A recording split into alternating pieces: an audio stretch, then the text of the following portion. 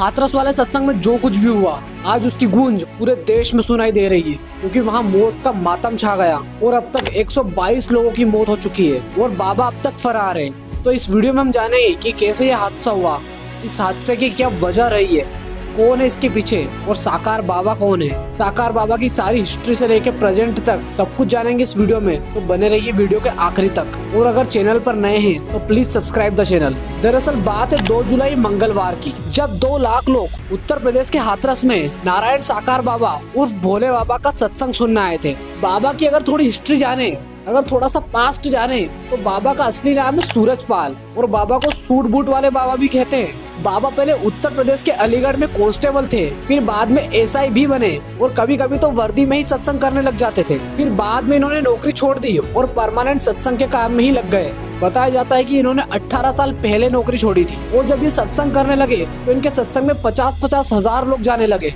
भोले बाबा जब प्रवचन देते हैं तो वो लोगों से खुद को भगवान कहलवाना पसंद करते हैं और लोग बोलते भी हैं। मतलब इनके मोटिवेशन का डोज ही इतना हाई होता है कि लोग इनको भगवान तक मान लेते हैं और नेता लोग भी इनकी तरफ आकर्षित होते हैं, क्योंकि स्वाभाविक सी बात है, अगर किसी के पास हजारों की तादाद में फॉलोइंग होगी तो हर कोई उनसे जुड़ना चाहेगा। और इसी नेता नगरी में से एक बड़ा नाम इनके साथ जुड़ा है, नाम है अखिलेश यादव, जो इनके सत्संग में गए थे और इनकी जय-जयकार भी लगाई। और बाबा की एक पर्सनल आर्मी भी है, मतलब बाबा अगर कहीं जाते हैं तो उनकी गाड़ी के आसपास 20-25 कमांडो चल रहे होते हैं। मतलब भाई प्रधानमंत्री लेवल की सिक्योरिटी है। और सत्संग भी करते हैं तो पुलिस प्रशासन की मदद नहीं लेते, बल्कि खुद की ही आर्मी व्यवस्था में रहती है। और 2 जुलाई के दिन भी इनकी आर्मी ही व्यवस्था में थी और उस दिन करीब 2 लाख लोग आए हुए थे। सत्संग सुबह 8 बजे से 1 बजे तक चलने वाला था। बाबा के बारे में एक बात प्रसिद्ध है कि बाबा के चरण रज का जो पानी है, मतलब चरणों का जो पानी है, वो आप पी लो या फिर वो आपको कहीं से छू भी जाए तो आपके सारे दुख दूर हो जाते हैं, आपकी सारी बीमारी खत्म हो जाती है। अब बीमारी खत्म हुई कि नहीं ये तो बीमारी वाला जाने और बाबा जाने।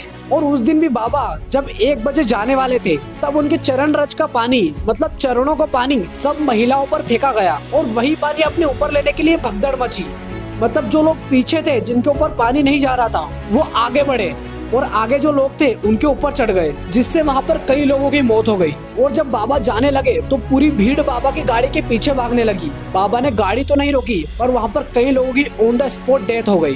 तो पहले टोटल 100 लोगों की मौत बताई जा रही थी और अब ये बढ़कर 121 हो गई है। और ये हॉस्पिटल का दृश्य तो आप देख ही सकते हैं। हॉस्पिटल के अंदर इलाज करने की जगह नहीं है तो लोगों को बाहर ही लेटाकर इलाज किया जा रहा है। और इतनी सारी लाशों को देखकर एक पुलिस वाले की हार्ट अटैक से मौत हो गई। और स्वाभाविक सी बात है, कोई भी व्यक्ति इतना बड़ा दुखद दृश्य झेल नहीं पाएगा। और अब भी मौत की संख्या बढ़ती जा रही है और बाबा का कोई पता नहीं है। बाबा की तलाश जारी है, किसकी गलती से इतना बड़ा हादसा हुआ इसकी जांच की जा रही है। सत्संग के आयोजन में कैसे लापरवाही हुई, किसकी वजह से हुई, इन सब पहलुओं पर जांच जारी है। और पुलिस की तरफ से हाथरस कांड के ऊपर एफआईआर दर्ज की जा चुकी है। और इससे बड़े दुख की बात तो ये है कि अब भी कुछ लोग कह रहे हैं कि बाबा की कोई गलती ही नहीं है। इन्होंने जैसे कहा बाबा की गलती है, आप मानते हो? नहीं, हम नहीं मानते। जो बताओ, इतनी बड़ी घटना हो गई, सैकड़ों लोग मर गए, क्या कहेंगे लोग? जिम्मेदार कह रहे हैं उनकी कोई बनाया कसूर प्रभु को, प्रभु तो जब प्रवचन दे के और उठ गए।